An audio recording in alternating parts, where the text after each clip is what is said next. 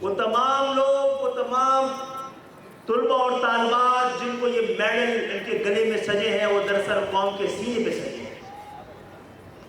میں آپ سب کو بہت سارے سیاسی پہلو گورنر سنگھ اٹھا کے گئے ہیں۔ آپ کو پتہ ہے کہ یہ پاکستان کیسے بنا ہے؟ جو عوامل تھے ان میں سے سر سید احمد خان نے ایک اورینٹل کالج بنایا جو ترقی کر کر علی گڑھ یونیورسٹی میں تبدیل ہو گیا۔ یہ پاکستان بنانے کی ضرورت میں سے ایک ضرورت تھی جو پوری کی گئی، کیونکہ کسی بھی سماجی انقلاب کو لانے سے پہلے فکری انقلاب لانا پڑتا ہے، اور ان فکری انقلاب کے لیے بکھری ہوئی سچائیوں کو تلاش کرنا پڑتا ہے، انہیں ترتیب دینا پڑتا ہے، انہیں جوڑنا پڑتا ہے۔ تو پاکستان ایک نظریے، ایک ارادے، ایک مقصد، ایک وعدے کے تحت بنا ہے۔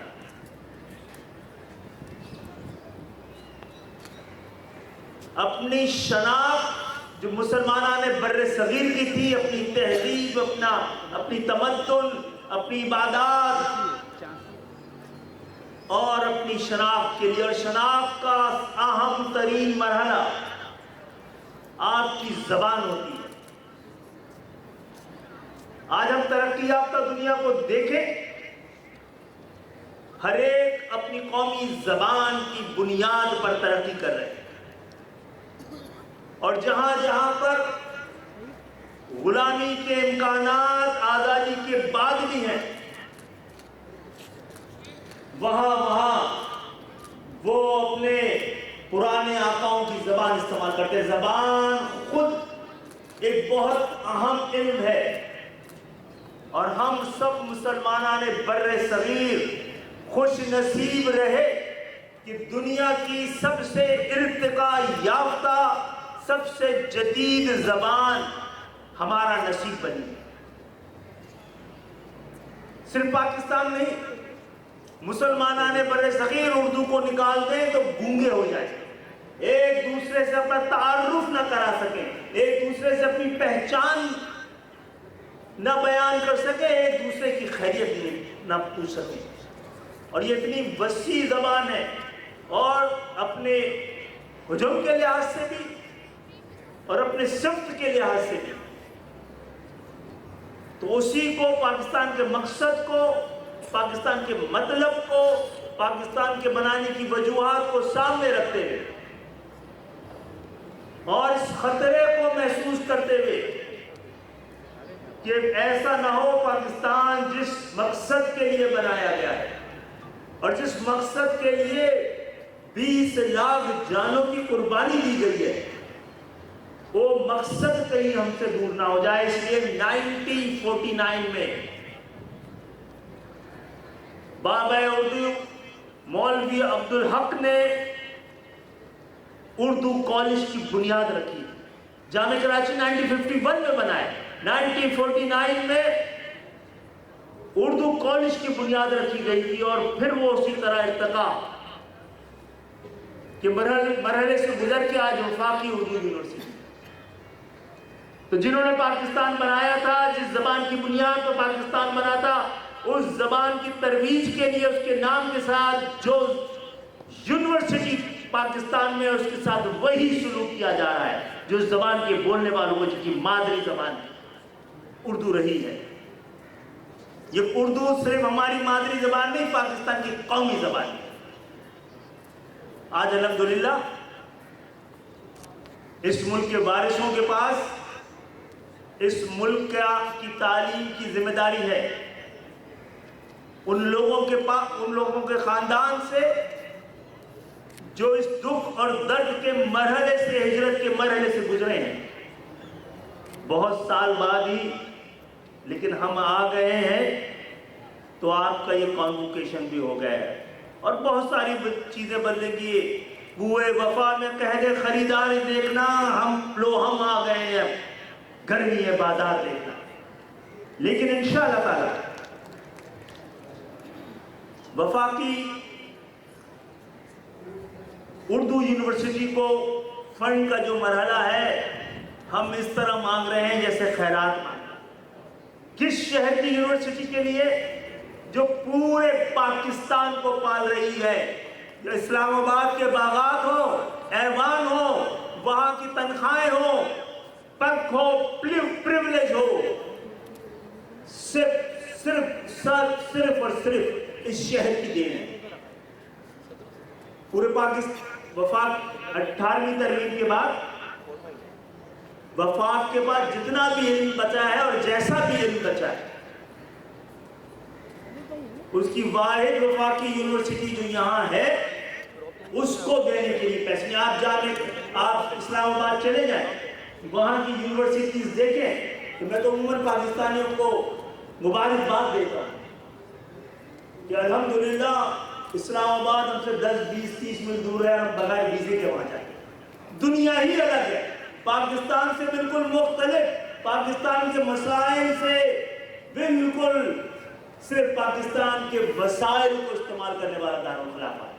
پاکستان کے مسائل سے اس کا کوئی تعلق نہیں، اور خاص طور پر کراچی شہر کے مسئلے سے تعلق نہ ہو اور اس کے وسائل پر نظر ہو تو اس کا مطلب آپ وہ حکمران ہیں جو اپنے آپ کو اس ملک کا مالک سمجھیں۔ انشاءاللہ تعالی وفاقی اردو یونیورسٹی کے حالات بھی بدلیں گے، اور یہ یونیورسٹی بڑھ کے پورے پاکستان میں جائے گی، پھیلے گی۔ پہلی ذمہ داری ہم نے ضابطہ خان صاحب شنواری کو کی لگائی ہے کہ میر پخاس میں اس یونیورسٹی کا کیمپس بنایا ہے۔ سندھ کے شہری علاقے جو سندھ کے بجٹ کا محتاط انداز میں 98% دیتے ہیں، 97% تو کراچی دیتا ہے، 1.5% حیدرآباد، سکھر، میر پخاس، نواب شاہ۔ تو یہ ایک ایسا صوبہ ہے جو لوگ 100% بجٹ کما کے دیتے ہیں، اور دوسرا طبقہ وہ جو 100% بجٹ خرچ کرتا ہے۔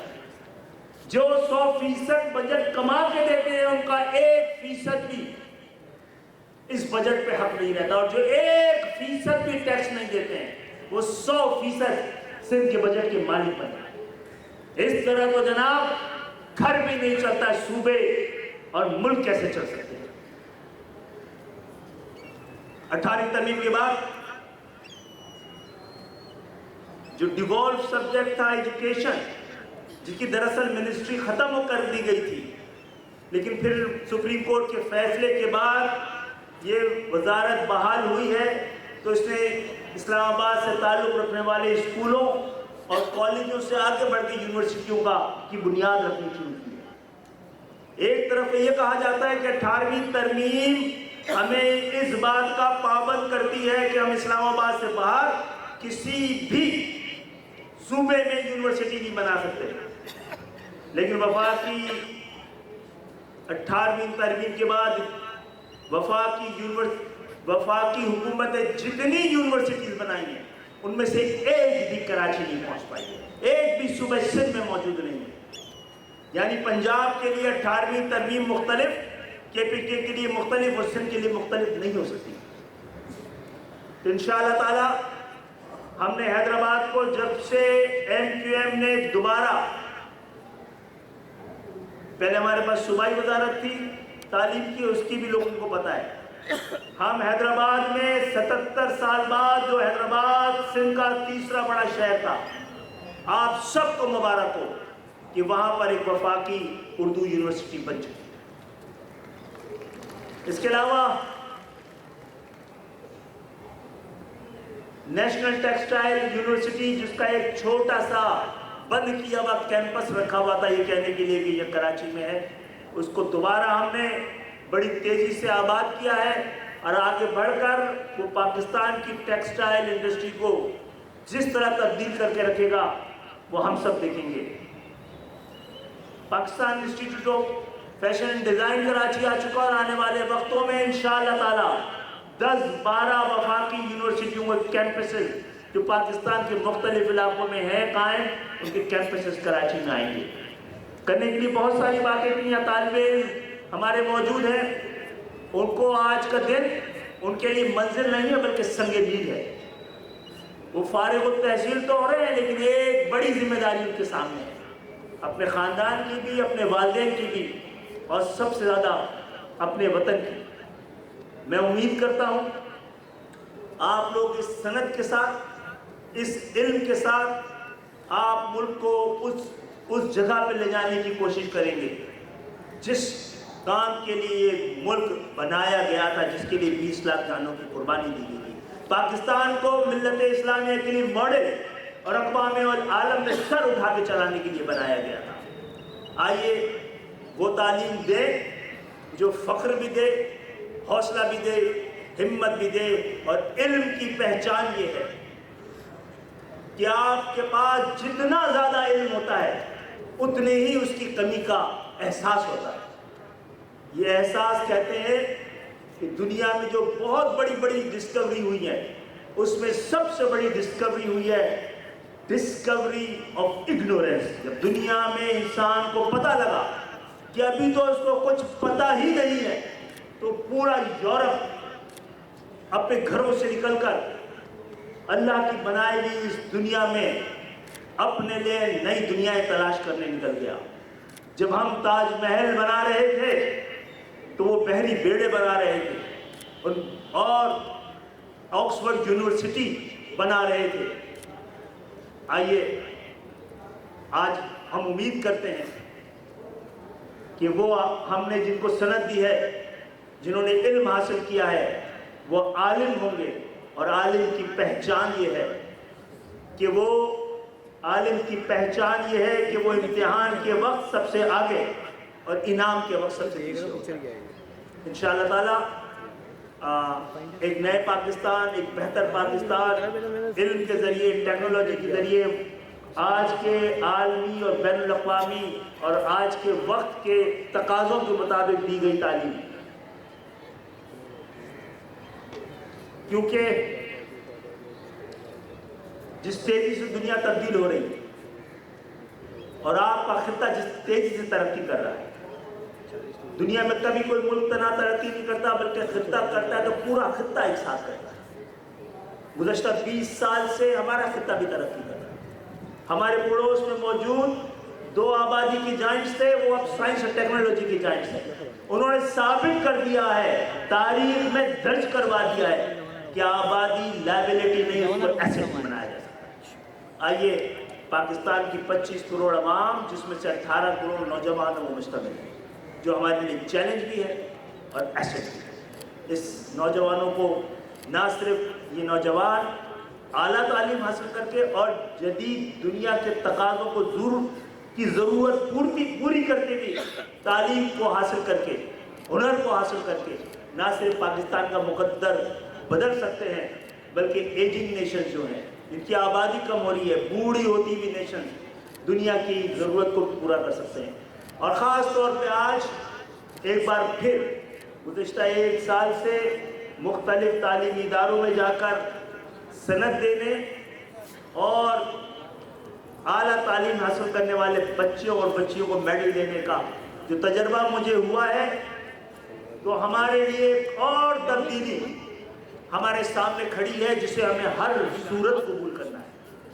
آج جس مادر علمی سے میں نے تعلیم حاصل کی، وہاں پر 90% سے زیادہ طالبات پڑھ رہی ہیں۔ جامعہ کراچی میں بھی 80% سے زیادہ شاید طالبات ہیں۔ ایسے ڈاکٹر صاحب، اور جو میڈل لے رہے ہیں ان میں بھی 60, 70, 80 بعض صورتوں میں 90% آپ کی طالبات ہیں۔ آئیے اس تبدیلی کو قبول کیا جائے۔ گورنر صاحب یہ میسج دے کے جا چکے ہیں۔